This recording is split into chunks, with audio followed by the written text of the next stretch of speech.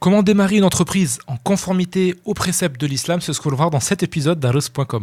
Bismillah, salam alaikum wa rahmatullah. Je suis heureux de vous retrouver aujourd'hui dans ce nouvel épisode d'Ares.com. Sur cette chaîne, on parle de business, de mindset et également de marketing. Tout ça d'un point de vue d'un entrepreneur musulman. C'est la première fois que vous vous connectez, n'hésitez pas, vous pouvez vous abonner. Également, télécharger votre atelier offert pour démarrer une activité en conformité avec mon principe en cliquant normalement sur le lien qui s'affiche juste ici et en dessous.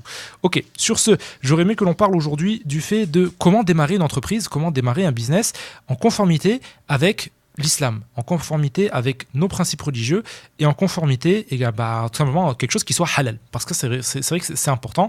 Lorsqu'on démarre une activité, je sais qu'il y en a pas mal d'entre vous aujourd'hui qui démarrent une activité justement parce que vous en avez peut-être assez on va dire, de fonctionner dans un système qui n'est pas, on va dire, conforme à 100% avec votre éthique et avec vos valeurs.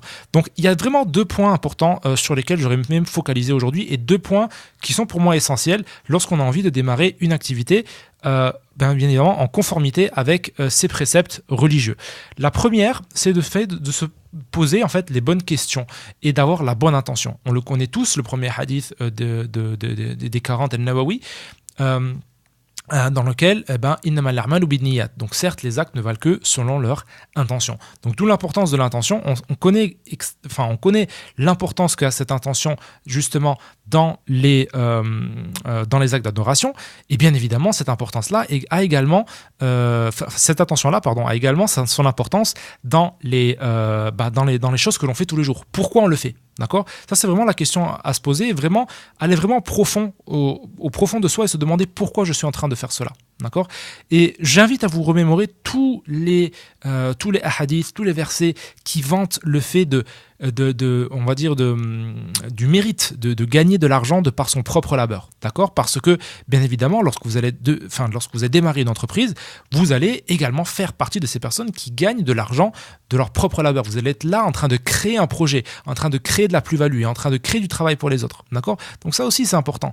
Parce que tout ça, j'ai envie de vous dire, ça rentre dans l'optique et ça peut également faire justement basculer toutes les choses que l'on fait dans la vie de tous les jours, notamment dans le business, en acte d'adoration. D'accord? Et pour ça, je vais vous mettre un lien dans la description. C'est un lien c'est tout simplement une explication que j'ai tirée bien tout simplement de sharh de l'imam al-Nawawi des hadiths dans Sahih al-Muslim, d'accord, et dans lequel on a bien évidemment le hadith, donc je vais juste vous citer le passage qui m'intéresse ici. Le passage qui nous intéresse dans cette vidéo là, c'est le hadith dans lequel le prophète alayhi salatu wa salam nous dit wa fi bid'i ahadikum sadaqa, qui veut dire en traduction rapprochée, et également dans le sexe de l'un d'entre vous, il y a une aumône. Qu'est-ce que ça veut dire? Le Imam Nawawi nous explique ici qu'est-ce que ça veut dire ici. D'accord? Ça veut dire ici qu'il est possible, et ceci est une preuve, que les choses permises, d'accord, donc ce qu'on appelle al-mubahat, donc les choses qui sont permises à la base, peuvent devenir quelque chose peuvent devenir en fait des actes d'adoration si on a la bonne intention, d'accord? Donc en arabe ça donne quoi? وفي هذا الدليل على أن المباحات تصير طاعات بالنيات الصادقات. D'accord? Donc ça c'est vraiment important, d'accord? Et donc ce qui nous dit également l'imam Nawawi par la suite, donc فالجماع يكون عبادة إذا نوى به قضاء حق الزوجة ومعاشرتها بالمعروف. Donc qui veut dire que également donc l'acte donc entre l'homme et son épouse, entre le mari et son épouse, peut donc devenir, donc pas devenir, parce qu'il dit yakunu ibad, c'est-à-dire que devient vraiment une adoration si avec cet acte-là, le musulman, alors j'aurais peut-être dû traduire ça en amont, mais c'est vraiment pour vous montrer que vraiment, enfin, j'ai envie, quand on retourne au livre, on retrouve vraiment des perles, on retrouve vraiment des perles, et c'est pour ça que si vous avez vraiment envie vous pouvez vraiment apprendre l'arabe, c'est vraiment quelque chose qu'il faut faire, parce que vous allez avoir en fait accès à tous ces trésors là. Donc bref, tout ça pour vous dire que Donc voilà, donc si maintenant فالجماع يكون عبادة إذا نوى به قضاء حق الزوجة ومعاشرتها بالمعروف. Donc c'est-à-dire que cet acte, on va dire l'acte donc entre l'époux et son épouse peut devenir un acte d'adoration lorsque bien évidemment on y met l'intention que c'est tout simplement en fait le fait de répondre à une demande à une demande religieuse, à quelque chose que l'islam nous demande, parce que l'islam nous demande bien évidemment de donner à chacun on va dire à chacun des époux son droit, et parmi les droits des époux, c'est tout simplement le fait qu'il y ait justement cet acte. Et bref, tout ça pour vous dire que bref, vous avez enfin tout un tas de hadiths et d'istimbatat, donc c'est-à-dire de vraiment de ce qu'ont extrait vraiment les savants de tous ces textes-là, pour vous montrer que juste, par exemple, enfin, qui aurait cru aujourd'hui que voilà, le fait de monter son entreprise, eh ben, on peut être récompensé par rapport à ça. Le fait de se lever, par exemple, tôt pour aller travailler, ça peut devenir un acte d'adoration.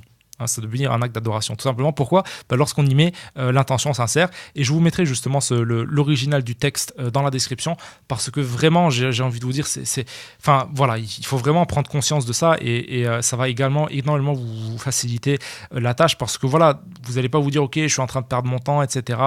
Après, bien évidemment, il ne faut pas délaisser toutes les autres adorations, hein, bien évidemment que non. Hein. Et après, bien évidemment, les adorations, enfin voilà, ont des adorations qui sont plus récompensées que d'autres. Mais j'ai envie de vous dire, si aujourd'hui on arrive et on arrive à mettre en place cette histoire d'intention, et faire en sorte que l'intention que l'on met dans nos actes que l'on fait tous les jours, eh ben, j'ai envie de vous dire, enfin voilà, on peut jamais avoir trop de bonnes actions, surtout avec toutes les allates et tous les problèmes que l'on a aujourd'hui, et bon bref, on va pas s'attarder beaucoup plus sur ça, mais bon voilà, chacun connaît bien évidemment mieux sa situation par rapport à ça. Donc c'est le premier conseil. Le premier conseil, c'est l'intention, d'accord. Ensuite, le deuxième conseil, c'est vraiment de bien se focaliser sur le côté licite, donc sur le côté, j'ai envie de vous dire, halal, sur le côté que l'activité que vous allez démarrer, c'est une activité qui est en conformité. Donc, non seulement d'un point de vue du business model, c'est-à-dire que quel est le type de business que vous allez utiliser. Donc, le business model, qu'est-ce que c'est ? C'est tout simplement on va dire le moyen par lequel votre entreprise va générer de la valeur pour les autres, d'accord. C'est-à-dire que qu'est-ce que vous allez faire, qu'est-ce que vous allez vendre, et comment vous allez vous y prendre, d'accord. Donc il faut déjà que votre business model soit quelque chose de licite, d'accord. Donc ça c'est une chose, mais également pas seulement le business, mais également tout ce qui va toucher également autour du marketing, tout ce qui va toucher au discours commercial. Est-ce que vous êtes en train de vraiment est-ce que vous trompez les gens, est-ce que vous êtes sincère dans ce que vous dites, etc.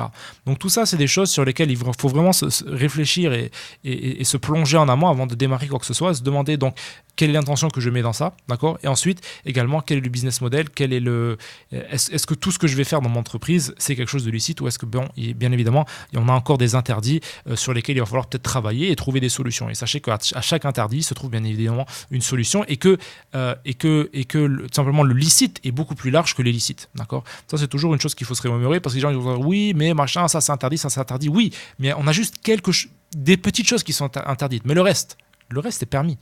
Donc j'ai envie de vous dire, il faut vraiment réfléchir à ça au début lorsqu'on lance son entreprise, pour simplement le fait que voilà, qu'on ait une entreprise qui soit bien évidemment prospère. Bien évidemment, c'est pas tout, mais j'ai envie de vous dire, ça c'est les bases solides sur lesquelles il va falloir construire son entreprise. Et après, bien évidemment, va se suivre tout le travail qu'il va y avoir d'un point de vue du business, d'un point de vue des employés, d'un point de vue de tout ce que vous allez devoir mettre en place, d'un point de vue du discours marketing, etc., la fidélisation des clients, blablabla, bref, tout ça, tous ces autres sujets desquels on parle aussi. Mais je pense que là, aujourd'hui, c'était important de regarder un peu le débat et de revenir sur les fondations qu'il faut pour tout simplement déjà avoir un sol prospère. Parce que bien évidemment, vous pouvez faire ce que vous voulez sur un sol qui n'est pas prospère, et vous allez pas avoir de fruits, vous n'allez pas avoir de choses qui vont sortir de ce sol-là. A contrario, vous pouvez tout simplement planter les meilleures graines, etc. Sur un sol je vais reprendre l'exemple. Donc vous pouvez bien évidemment planter, avoir un sol prospère, mais si vous ne mettez pas de graines, il n'y a rien qui va sortir. Donc en l'occurrence, le sol prospère, c'est simplement ces fondations-là. Et ensuite, les graines que vous allez mettre, c'est les graines marketing, etc. etc. D'accord. Donc ça, c'est la première chose.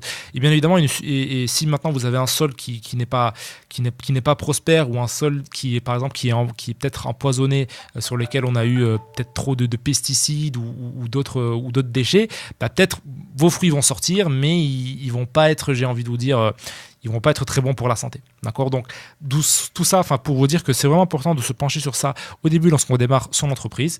Et puis voilà, ça c'était la chose que j'aurais aimé parler avec vous aujourd'hui. Donc si vous avez aimé, n'hésitez pas, vous likez, vous partagez, et également vous téléchargez votre guide, non pas votre guide, votre atelier offert. Voilà.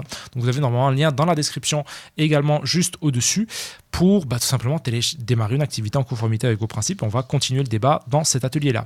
C'est gratuit, c'est offert, donc n'hésitez pas, vous ouvrez ça dans un nouvel onglet et vous pouvez le télécharger et avoir y accès tout de suite. Sur ce, moi je vous remercie. Chaque jour, on se retrouve très vite pour de prochaines aventures et on se dit à très vite. Subhanakallahumma bihamdik, ashhadu an la ilaha illa anta astaghfiruka wa atubu ilaik. Wassalamu alaikum wa rahmatullahi wa barakatuh.